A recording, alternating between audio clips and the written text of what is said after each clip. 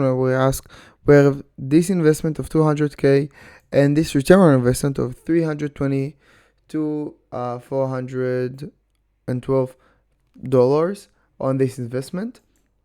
And we were asked over the next 5 years, what is the interest needed to be in order for this return on investment for this investment. Okay, so for 5 years, we want to know what is the interest and how do we find it.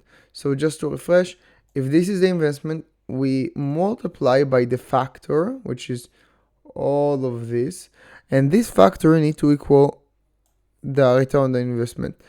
But what is this factor? Is the 1 plus the interest. So for example, 5% interest, so 1 plus 0.05, and for 5 years. So now we ask, what is the interest needed to be the average interest over these 5 years for this equation to hold? And now what I did was divided this number by the 200K, and I get 1.634. And then what I did was take the fifth root. Okay, so I have this equation and I'll take the fifth root. So I'm putting everything to the power of 1 divided by 5, or just like this.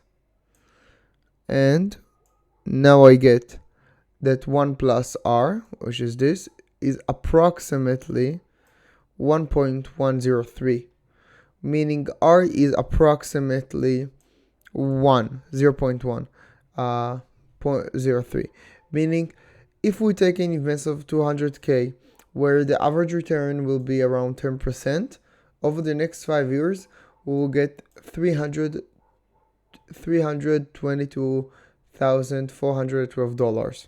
Hope you like this video. Please subscribe and like, and until next time, I'm out.